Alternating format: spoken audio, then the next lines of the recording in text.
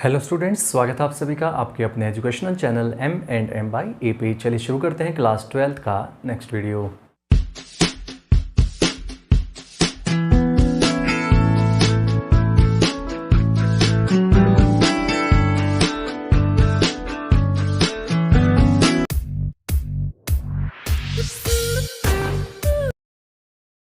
Students, अब तक हम कर चुके हैं चैप्टर नंबर 6 यानी कि अप टू चैप्टर नंबर 6 यानी कि कंटिन्यूटी एंड डिफरेंशिएबिलिटी।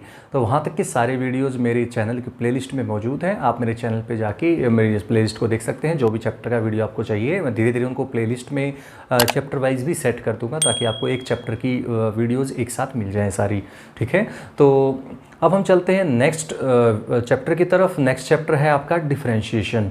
ठीक है, अब मैं ये नहीं कह सकता कि आप लास्ट वीडियो देखिए क्योंकि लास्ट वीडियो बिल्कुल डिफरेंट थी, ये अलग चीज़ें हैं। तो डिफरेंशिएशन हमें शुरू करना है। तो स्टूडेंट्स, अगर आपने मेरे लास्ट वीडियो नहीं देखा है जहाँ पे हमने डिफरेंशिएबिलिटी की बात की थी तो यहाँ पे आई बटन पे क्लिक कीजिए, वहाँ से आपको लास्ट वीडियो अगर मिस हो गया तो आप देख सकते हैं वहाँ से। तो शुरू करते हैं डिफरेंशिएशन। तो स्टूडेंट्स, सबसे पहले बात करते हैं डिफरेंशिएशन। डिफरेंशिएशन के बारे में बेसिक बातें तो 11th क्लास में ही बन जाती है, बट कुछ बच्चे वहाँ पे कमज़ोर रह जाते हैं तो वो ज़्यादातर क्या करते हैं, कोशिश करते हैं कि वहाँ पे उसको जल्दी से जल्दी काम चलाने की कि हो जाए बस किसी तरह, तो वो ज़्यादा ध्यान से सुनते नहीं हैं। तो मैं आपको थोड़ा सा एक बार इंट्रोडक्शन दे देता हूँ डिफरेंशिएशन होता क्या है। तो सबसे पहले ध्यान रखना आपको, एक y होता है फंक्शन ऑफ x। y होता है फंक्शन ऑफ x, f(x) यानी कि आप इसमें कोई भी फंक्शन हो सकता है। एग्जांपल के लिए x² + 3x + 2, इस टाइप से कुछ भी एग्जांपल हो सकता है। ट्रिग्नोमेट्रिक फंक्शन, लॉग फंक्शन, कुछ भी हो सकता है, उससे कोई फ़र्क नहीं पड़ता। अब बात करते हैं डिफरेंशिएशन की। तो डिफरेंशिएशन का जो नोटेशन है वो होता है dy/dx। ठीक है, dy/dx यानी कि डिफरेंशिएशन जो होता है उसका सिंबल सिर्फ और सिर्फ dy/dx होता है। ध्यान रखिए, कुछ बच्चे क्या करते हैं, कुछ बच्चे जो अब तक मेरा एक्सपीरियंस है उसके हिसाब से बता रहा हूँ, कुछ बच्चों को कन्फ्यूज़न रहती है कि भाई जैसे यहाँ पे dy/dx है तो ये सोचते हैं यही डिफरेंशिएशन है। एक्चुअली डिफरेंशिएशन होता है dy/dx। इसको आप ऑपरेटर भी कह सकते हैं, ऑपरेटर। ठीक है, ऑपरेटर होता है, ऑपरेटर ऑपरेट किया जाता है जिसको, किसके ऊपर, y के ऊपर या z के ऊपर। जो भी फंक्शन का नाम कुछ भी हो सकता है, इसीलिए कह रहा हूँ कि आप रट्टा मत लगाइएगा कि y ही होगा हमेशा। तो ऑपरेटर जो होता है dy/dx होता है, ये y पे भी लग सकता है, z पे भी लग सकता है, t पे भी लग सकता है, s पे भी लग सकता है, किसी पे भी लग सकता है। तो ध्यान रखिए, तो ऑपरेटर जो है वो होता है डिफरेंशिएशन dy/dx। अब ये y पे लगाना है तो इसलिए बन गया है dy/dx। तो इसमें होता क्या है, यहाँ पे डिफरेंशिएशन का बेसिक अगर समझें तो बेसिक मतलब ये होता है, dy का मतलब change in value of x, sorry y, change in value of y dy होता है। और सिमिलरली dx का मतलब स्मॉल चेंज, यानी कि स्मॉल चेंज y में, स्मॉल चेंज x में। तो change in value of x, तो small change in the value of y उसका divide by small change in value of x, इसी को ही इनडायरेक्टली आप डिफरेंशिएशन ही बोला जाता है। तो dy/dx जिसको आप कहते हैं। तो डिफरेंशिएशन का ये बताता हूँ, जैसे फॉर एग्जांपल y = x² है अगर आपका कोई फंक्शन, तो उसका डिफरेंशिएशन होता है 2x। जिसने फिजिक्स और केमिस्ट्री पढ़ा है 11th क्लास में वो तो इजीली बता देगा आराम से, क्योंकि फिजिक्स और केमिस्ट्री के न्यूमेरिकल्स में काम आता है डिफरेंशिएशन, तो वहाँ पे वो जानते हैं अच्छे से ये x² का 2x होता है। ठीक है, जिनको नहीं पता, जो आर्ट्स और कॉमर्स बैकग्राउंड से, वो थोड़ा सीरियसली नहीं लेते हैं इस चीज़ को, 11th क्लास में अच्छे से नहीं समझ पाते हैं और फिर 12th में आके वो परेशान हो जाते हैं। तो इसलिए उनको मैं बता देता हूँ कि एक्चुअली हुआ क्या है। तो y आपका फंक्शन था x², है ना, तो dy/dx आपका 2x कैसे आता है। तो इसके लिए देखिए, पहले उसका तो बोलते हैं फर्स्ट प्रिंसिपल। कुछ बच्चे ऐसे होते हैं कि जिसको पता है वो तो ठीक है x² का बोल देंगे 2x, लेकिन जो दूसरे बच्चे हैं जो कमज़ोर रह जाते हैं वो क्या कहते हैं, वो थोड़ा कमज़ोर है इस टॉपिक पे, वो कहेंगे कि ये कहाँ से आ गया, ये कैसे हुआ। तो उसका जो जिसका मतलब है, उसका जो आंसर है वो ये है, इसको हम फर्स्ट प्रिंसिपल से समझ सकते हैं। फर्स्ट प्रिंसिपल क्या होता है, जैसे नाम से ही पता लग रहा है, फर्स्ट प्रिंसिपल यानी कि पहला सिद्धांत। फर्स्ट एंड प्रिंसिपल फॉर सिद्धांत में प्रिंसिपल क्या है, तो उसका फर्स्ट प्रिंसिपल क्या है, उसका लॉजिक क्या है, वो हमें समझना है। देखिए कैसे, तो यहाँ पे हमने लिखा है dy/dx। तो मैं आपको बता चुका y में कितना चेंज आया और x में कितना चेंज आया। तो y में कितना चेंज आया, मान लीजिए आपका फंक्शन है f(x) शुरुआत में, वो तो है ही, वैसे भी मानना क्या है इसमें, तो f(x) होता है ये फंक्शन। तो ये स्टार्टिंग पार्ट है और यहाँ पे कुछ टाइम के बाद ये हो जाता है x + h।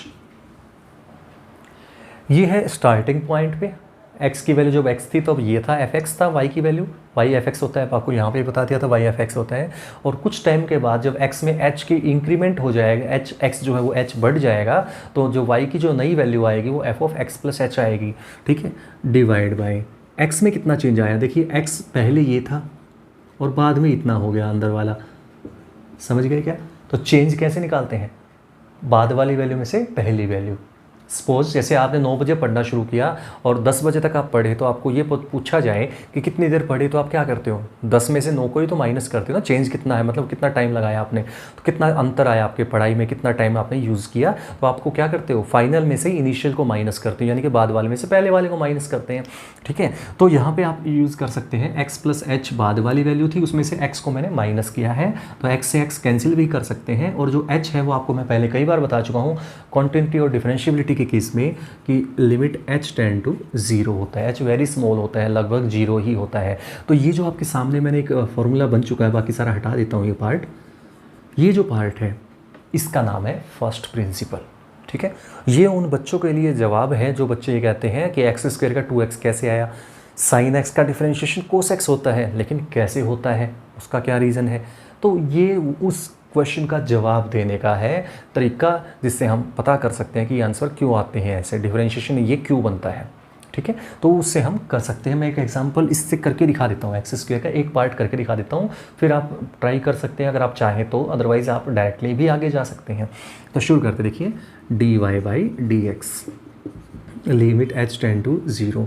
देखिए fx क्या है, y, और y कितना है x स्क्वायर, तो यहाँ पे तो हो जाएगा x स्क्वायर। यहाँ पे x की जगह क्या लगाना है, x प्लस h लगाना है, ध्यान से सुनिएगा। तो यहाँ पे fx था, ये fx आपका x स्क्वायर था, x था तो x स्क्वायर था, x प्लस h होगा तो यहाँ पे x प्लस h का भी स्क्वायर हो जाएगा, मतलब जो वैल्यू उसी का स्क्वायर करना है, ठीक है ना, जो ब्रैकेट में है, ब्रैकेट में जो भी वैल्यू उसका स्क्वायर करना है, सिंपल, अपॉन h। तो हो जाएगा लिमिट h टेंड टू 0, और इसका स्क्वायर ऑपरेट आपको आता है a square plus b square plus 2ab minus x square upon h। X square से एक्स स्क्वायर कैंसिल आउट हो जाएगा। और लास्ट वीडियोस में मैं आपको बता चुका हूँ, जब भी इस टाइप का क्वेश्चन हम करते हैं डेरिवेटिव वाला, डिफरेंशिएशन वाला, तो हमें ध्यान रखना है, लेफ्ट डेरिवेटिव से या आप डिफरेंशिएबिलिटी की बात की थी, तो उसमें h जरूर बचता है, हर एक में h बचेगा, बाकी सारे कट जाएंगे, जिसमें h नहीं होगा वो ऑटोमेटिकली कट जाएगा। तो यहाँ से h कॉमन निकाल लेते हैं, तो h plus 2x upon h, h से h कैंसिल हो चुका है, h को क्या रखना है, 0 रखना है, तो h को 0 रखते हैं। तो देखिए बाकी सारा तो ये कैंसिल हो चुका था, तो h को 0 रखना है, तो कितना बचा, ओनली 2x, ठीक है। तो आपका डिफरेंशिएशन आ चुका है 2x। तो ये जवाब आपको मिल गया होगा कि एक्स स्क्वायर का जो डिफरेंशिएशन 2x होता है वो कैसे आता है, तो ये है इसका प्रूफ। इसी तरह से आप किसी भी डिफरेंशिएशन की value D by D x of x power n, ठीक है, x पावर n का होता है n x power n minus 1, ठीक है। मतलब ये हो गया, इसमें ये नहीं कि एक ही फॉर्मूला, कई फॉर्मूले हैं। जैसे x में पावर अगर 100 है ना यहाँ पे, तो भी यही फॉर्मूला काम करेगा। कैसे, 100 आगे आ जाएगा और x में पावर 100 में से एक कम कर दीजिए, 99, समझ गए। पावर में अगर कोई भी पार्ट है, पावर को आगे ले आइएगा और पावर में से एक कम कर दीजिएगा, बस इतना ही है इसका लॉजिक, ठीक है। तो इस तरह से आपको सारे फॉर्मूले बने हुए हैं। जैसे आपके पास सपोज मान लीजिए साइन x है, तो साइन x का डिफरेंशिएशन आपको याद रखना है कोस x, समझ गए। तो ये आपको याद रखना है कि साइन x का डिफरेंशिएशन क्या होता है, कोस x का डिफरेंशिएशन क्या होता है। ये सारे फॉर्मूले आपको मैंने दिखा दिए हैं, आप एक बार जरूर उनको फोटो क्लिक करके और उनको जरूर अपनी कॉपी में नोट जरूर कर लीजिएगा। चलते हैं नेक्स्ट कंसेप्ट आपका था प्रोडक्ट रूल, ठीक है। अगर आपके पास सिंगल फंक्शन है, सिंगल फंक्शन का मतलब अकेला साइन x है, अकेला x क्यूब है, अकेला x स्क्वायर है, कुछ भी है, तो कोई दिक्कत नहीं है, तो डायरेक्ट फार्मूला लगना है। लेकिन प्रॉब्लम तब आती है जब आपके पास क्या हो, 2 या 3 फंक्शन प्रोडक्ट की फॉर्म में। प्रोडक्ट की फॉर्म में कैसे समझेंगे, जैसे मान लीजिए y is equal to X square sine x, इस तरह से आ गया। तो यहाँ पे एक और ये है और एक ये, 2 फंक्शन है, तो 2 फंक्शंस का डिफरेंशिएशन कैसे करते हैं, तो उसको बोलते हैं प्रोडक्ट रूल। तो प्रोडक्ट रूल कैसे करते हैं, देखिए सबसे पहले फर्स्ट किसी भी एक को x u मान लीजिए और किसी भी दूसरे को v मान लीजिए, यानी कि साइन x। ऐसे ही 3 भी हो सकते हैं, ये जरूरी नहीं 2 ही हैं, 3 भी हो सकते हैं। तो 3 है तो w ले लेंगे, थर्ड को जो भी है आपका, ठीक है ना। तो उसका रूल कैसे होता है, तो डिफरेंशिएशन अगर हमें निकालना है इसका, तो ये u है और ये v है, तो u इंटू वी, इसीलिए इसका नाम है प्रोडक्ट रूल। तो दोनों की प्रोडक्ट हो रही है यू और वी की, तो यू इंटू वी की प्रोडक्ट का डिफरेंशिएशन अगर आपको करना है तो क्या करना है, देखिए first as it is differentiation of second करना है plus second as it is differentiation of first करना है। बहुत ईजी है। अगर यहाँ पे 3 होते फंक्शन तो आपको वही रूल करना है। देखिए 2 है ना, तो मतलब बचेगा कोई नहीं, सीधी सी बात ये है। एक को छोड़ दिया तो दूसरे का कर दिया, प्लस फिर दूसरे को छोड़ के पहले का कर दिया। इस तरह से करना है, आगे पीछे किसी का भी कर सकते हैं, लेकिन ध्यान रखें एक को करना है दूसरे को छोड़ना है, ये ध्यान रखें बस।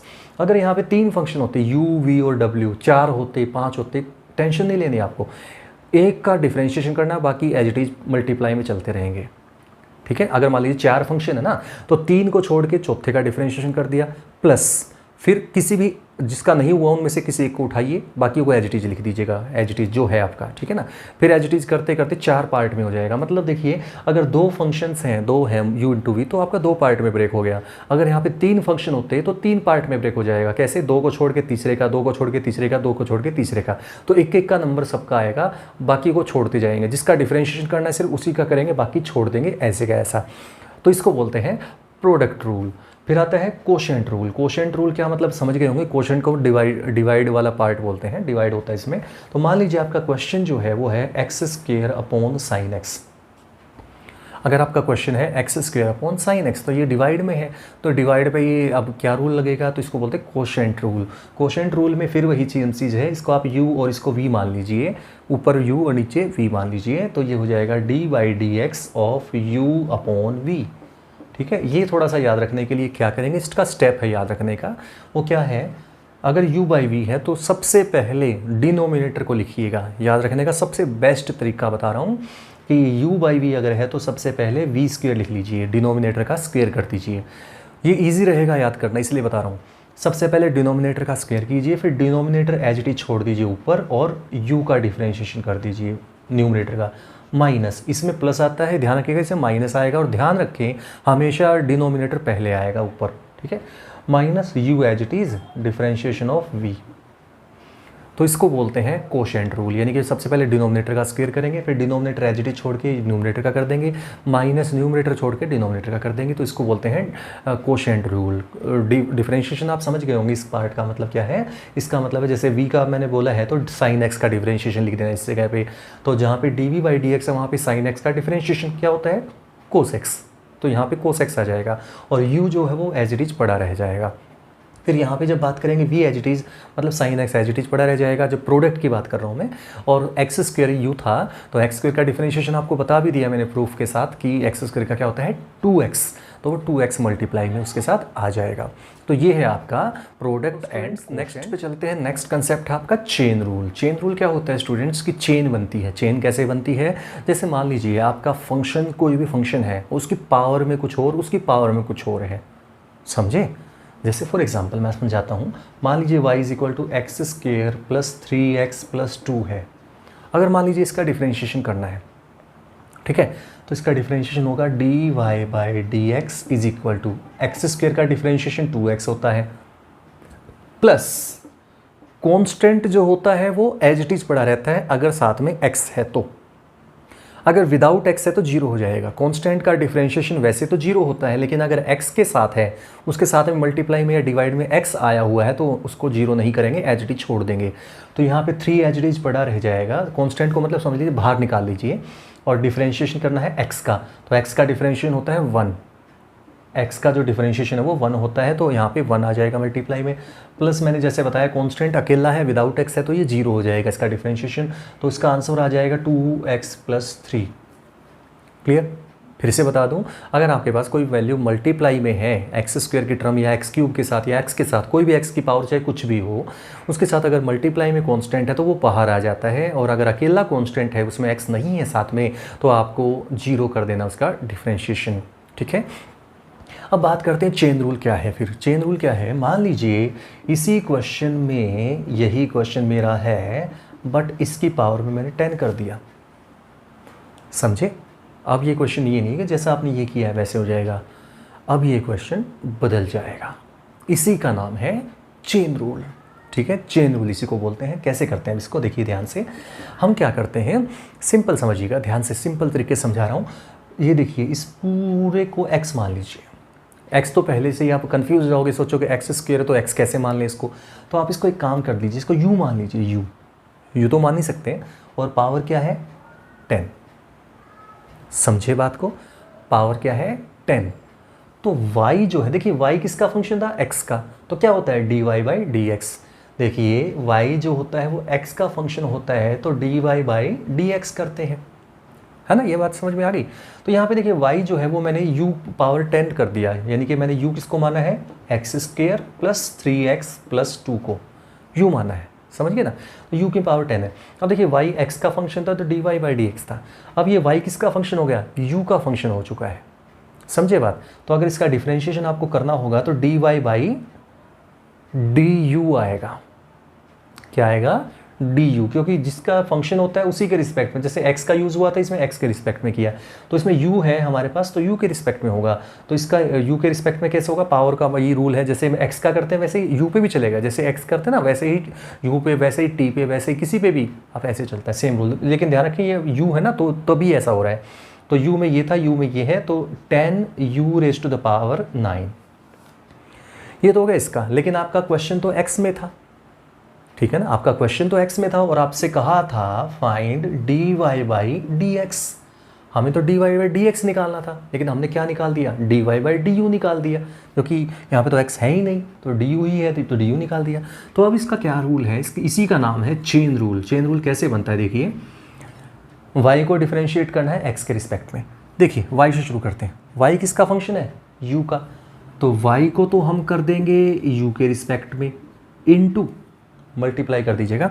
अब u जो है, देखिए ये रहा u एक नया फंक्शन है, u किसका फंक्शन है, x का, देख सकते हैं ये रहा u जो है वो x का फंक्शन है। तो हम u को किसके रिस्पेक्ट में डिफरेंशिएशन कर सकते हैं, x के रिस्पेक्ट में, समझे।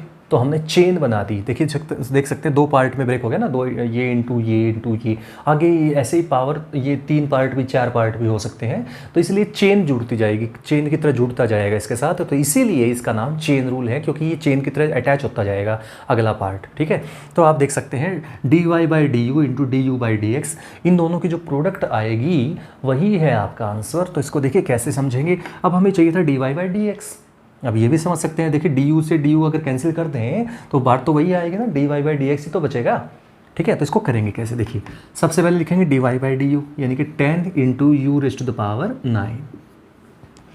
du/dx। अब यहाँ से du/dx निकाल लीजिए, du/dx हो जाएगा 2x + 3। देखिए ये निकाला भी था यहाँ से, बस इस y को मैंने u लिख दिया है, तो इसकी जगह du/dx आ जाएगा 2x + 3, ठीक है। वैसे तो ये आपका dy/dx आ गया, लेकिन आपका क्वेश्चन जो था वो x में था ओनली, y जो था वो x में था, लेकिन हमने u में आ रहा है आंसर। तो वापस हमने क्या करना है, जो u हमने कंसीडर किया था वो वापस x में ले आइएगा उसको। तो हमारा क्वेश्चन आंसर हमेशा x में ही रहेगा, जिसमें वेरिएबल हमें दे रखा है ना उसी में ही आंसर निकालना है, ठीक है।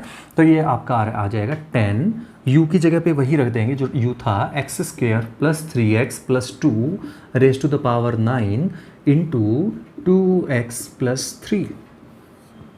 तो ये जो हमने किया है, this is known as chain rule, इसी का नाम है चेन रूल। तो ऐसे ही आपके पास ये 3-4 फंक्शन भी हो सकते हैं, तो टेंशन मत लीजिएगा, जिस धीरे धीरे चेन बनती जाएगी। जैसे ये 2 पार्ट में चेन बनी है, 3 पार्ट 4 पार्ट कितने भी पार्ट बन सकते हैं। बट एक बात मैं उसका डायरेक्ट तरीका भी अब आपको बता दूंगा कि डायरेक्ट तरीका, अब मैं इसका डायरेक्ट मेथड सिखा रहा हूँ, जिसमें चेन रूल जो लगेगी भी और नहीं भी, दोनों चीज़ें हैं। मतलब चेन रूल थोड़ा टाइम वेस्टिंग वाला काम लग रहा है मुझे, तो मान लीजिए तो आप उसको आप डायरेक्टली भी कर सकते हैं। देखिए कैसे कर सकते हैं, चेन रूल भी है वो, ध्यान रखिएगा, वो भी चेन रूल ही है, लेकिन तरीका थोड़ा सा इजी रहेगा, उससे समझने में टाइम कम लगेगा और क्वेश्चन सोल्व करने में भी टाइम कम लगेगा। तो देखिए कैसे, सबसे पहले लिखिए dy/dx, जो हमें चाहिए है वही लिखेंगे ना। देखिए कैसे है, इस पूरे को x मान लीजिए, मानना है, लिखना नहीं है, मानना है, ठीक है, ध्यान रखिएगा।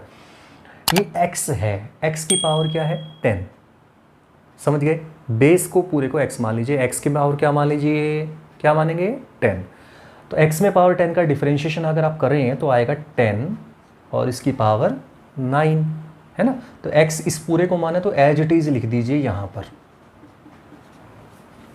समझे। इस पूरे को मैंने x माना था ना, तो इस पूरे को एज इट इज यहीं पे लिख दिया, इसको चेंज मत कीजिएगा, छेड़खानी मत कीजिएगा इस वैल्यू के साथ। ये तो हो गया, हमने पावर का कर दिया।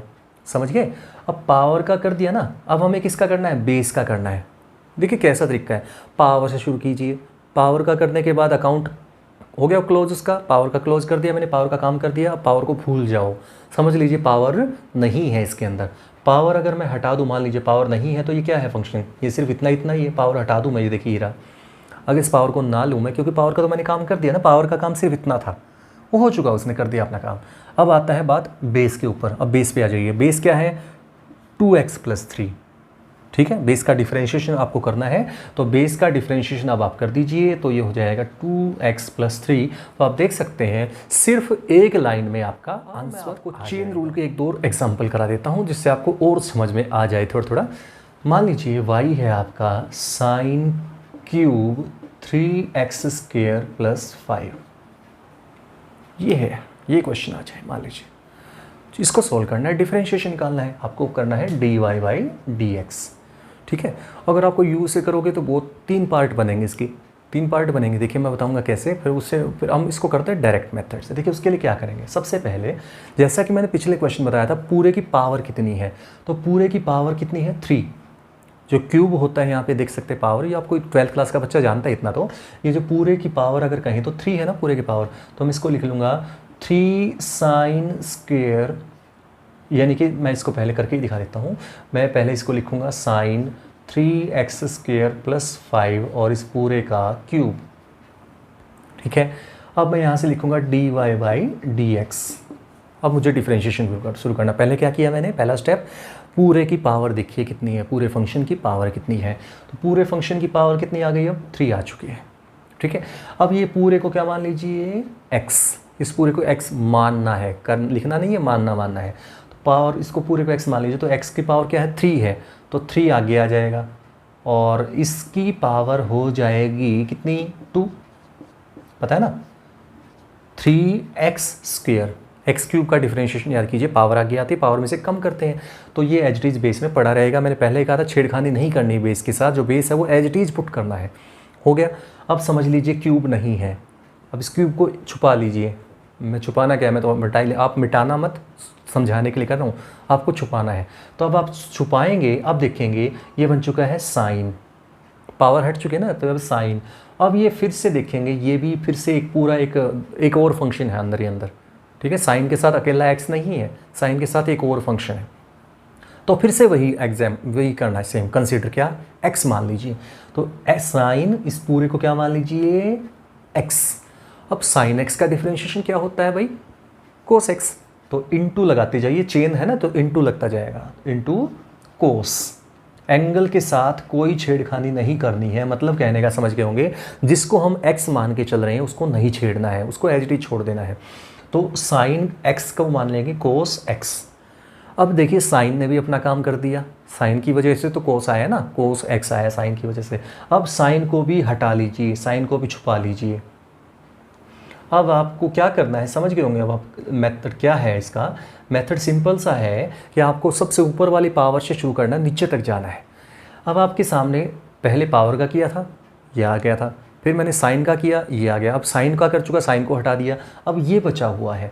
अब ये तो फर्स्ट टाइप का क्वेश्चन है, बेसिक लेवल का, तो इसको इनटू फिर से मल्टीप्लाई कर दीजिए, और 3 एज इट इज़ कॉन्स्टेंट है, x² का आप जानते हो 2x होता है, तो 3 × 2x, और 5 क्या है, 5 का कांस्टेंट है तो 0 हो जाएगा, तो ये हो जाएगा 3 × 2 6x, ठीक है। तो मैं इसको हटा के इसकी जगह पे सिर्फ 6x भी लिख सकता हूँ। तो आप देख सकते हैं, आप चाहो तो इसको आगे भी कर सकते हैं, जैसे 3 है, यहाँ पे 6 है, तो 18 आगे ले आता हूँ, x भी आगे ले आता हूँ, साइन की पावर 2 लगा देता हूँ, क्योंकि साइन स्क्वेयर है इसलिए 3x² + 5 कोस 3x² + 5।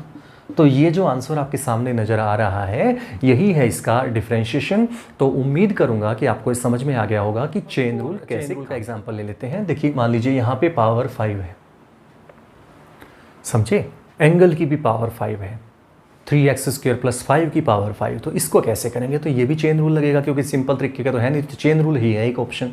देखिए कैसे करेंगे, घबराना नहीं है, आप ये मत सोचिए कि क्या करेंगे पता नहीं, तो कोई टेंशन की बात नहीं, आपको ये देखना पूरे की पावर कितनी है।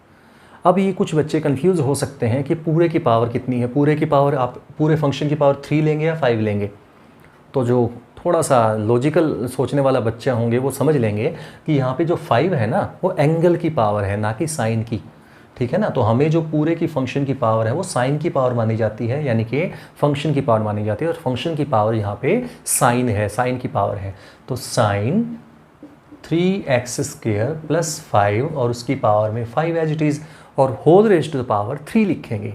तो ये मत सोचिएगा वो बड़ी पावर है तो वो ऊपर आएगी, ऐसा कुछ नहीं है। लॉजिकल बात करनी है, जो सबसे बड़ी पावर है, मतलब समझ के सबसे मेन फंक्शन की पावर है वो लिखनी है, एंगल की पावर नहीं लिखनी इस जगह पे। तो आपको फिर वही सेम कंसेप्ट आता है, इस पूरे को क्या मान लीजिए, x मान लीजिए। तो इसका इसको मैं पहले y ही लिखूंगा एक बार, तो सिंप्लीफाई फॉर्म में लिखा है इसको, तो dy/dx। अब शुरू करते हैं, पावर का करते हैं, पावर आगे आ जाएगी। तो sine 3x² plus 5 raise to the power 5 और इसकी पावर में हो जाएगा 2, यानी कि 3x² हो गया। पावर का हमने कर दिया, लो जी पावर को हटा दिया, इनटू अब ये बन गया साइन। अब मैं इसको हटा देता हूँ यहाँ से, इसका हमारा काम ख़त्म हो चुका है। ठीक है, इसने अपना काम कर दिया है। अब देखें क्या दिख रहा होगा, अब ये दिख रहा है साइन और ये पूरा आपको एक एंगल दिख रहा है। इस पूरे एंगल को फिर से क्या लेना है, x। तो साइन x का डिफरेंशिएशन क्या हो जाएगा, कोस x। कोस x का मतलब फिर से बोल रहा हूँ x, लेकिन लिख रहा हूँ ये वाला पार्ट। तो एज इट इज, इससे छेड़खानी नहीं करनी है, मैं बार बार कह रहा हूँ, हर क्वेश्चन में बता रहा हूँ। ठीक है, ये हो गया साइन के लिए, साइन के लिए हो गया, साइन को हटा दो। ठीक है, साइन को हटाओ तो अभी आपको ये नज़र आएगा। ठीक है, अब ये नज़र आएगा तो देखेंगे इसमें क्या है, पूरे की पावर 5 है। तो फिर से क्या समझेंगे, इस पूरे को क्या मान लीजिए, x। तो ये समझ लीजिए x की पावर 5 है, तो x की पावर 5 क्या होता है, 5 और इस x की पावर 4, समझे। तो इस पावर का भी कर दिया, इस पावर को भी भूल जाओ अब यहाँ से, लो जी पावर भी हट चुका है। अब आपको क्या नज़र आ रहा है, 3x² प्लस 5 है ना, तो इंटू लगाइए। तो 3 एज इट इज़, x² का 2x होगा जानते हैं आप, तो 6x प्लस 0 यानी कि 6x हो जाएगा। तो ये आंसर आ चुका है। थोड़ा सिंप्लीफाई कर लेते हैं इसको और अच्छे से। 3 यहाँ से आया, 5 यहाँ से 15 और 15 6 90 हो जाएगा, और यहाँ से आ जाएगा x 90x और 3x² plus 5 raise to the power 4। Sine का स्क्वायर लगेगा, देख सकते हैं ये रहा, तो ये 3x² प्लस 5 की पावर में 5 cos 3x² plus 5 raise to the power 5। तो ये है आपका इसका फाइनल आंसर। तो आप समझ सकते हैं चेन रूल को, कि चेन रूल कैसे की बताना चाहूँगा यहाँ पे स्पेशल, कि अगर आपके फंक्शन में y is equal to square root of 15x² plus 3x plus 6 है, मान लीजिए, इस टाइप से कुछ भी हो सकता है, एग्जाम्पल ले रहा हूँ बस मैं। तो अगर स्क्वायर रूट में कोई फंक्शन है तो याद रखिएगा रूट x का जो डिफ्रेंशिएशन होता है वो होता है 1/2 रूट x, समझे ना, 1/2 रूट x, बेसिक फॉर्मूला जो मैंने स्टार्टिंग में दिखा दिया था आपको। तो अब यहाँ पे y इज इक्वल टू, इस ये रूट के अंदर सारा है ना, तो आप फिर से वही काम करना है, इस पूरे को क्या मान लीजिए, x। चेन रूल की बात कर रहा हूँ मैं। तो आप सिंपली इसको कैसे लिखेंगे, 1/2 रूट, ये वाला रूल, x जो यहाँ पे है वो एज इट इज यहाँ लिख दीजिए। तो ये पूरा का पूरा एज इट इज यहीं पे ही आ जाएगा। ठीक है, इनटू, अब ये हमने रूट का कर चुके हैं, तो इस रूट को यहाँ से हटा देंगे, मान लेंगे है ही नहीं, जैसा कि पिछले क्वेश्चंस में हमने समझा था। अब समझ लीजिए है ही नहीं। अब इनटू में, अब सिंपल 15 एज इट इज़ है, इंटू x², और x² का होता है 2x, तो ये 30x हो जाएगा, और प्लस 3 यहाँ से आ जाएगा, समझ गए होंगे। तो ये ऊपर आ जाएगा आपका 30x plus 3 upon 2 into 15x² plus 3x plus 6। ठीक है, तो ये इसका आंसर आ जाएगा। तो इसलिए आपको स्पेशली बताया क्योंकि रूट वाले क्वेश्चंस में हम डायरेक्टली ये फॉर्मूले यूज। इसी के साथ आज का वीडियो मैं यहीं पे एंड करता हूँ। आज उम्मीद करता हूँ आपको आज का वाला टॉपिक समझ में आ गया होगा। आज हमने बेसिक समझ लिया है डिफरेंशिएशन का। नेक्स्ट वीडियो से हम शुरू कर लेंगे एक्सरसाइज के क्वेश्चंस को, और इनसे मिलते जुलते ही मिलेंगे जो हमने आज किए हैं। तो अगर आपने मेरे चैनल को सब्सक्राइब नहीं किया है, सब्सक्राइब कर दीजिएगा, लाइक कीजिएगा, शेयर कीजिएगा। तो मिलते हैं नेक्स्ट वीडियो में, तब तक के लिए thank you for watching this class.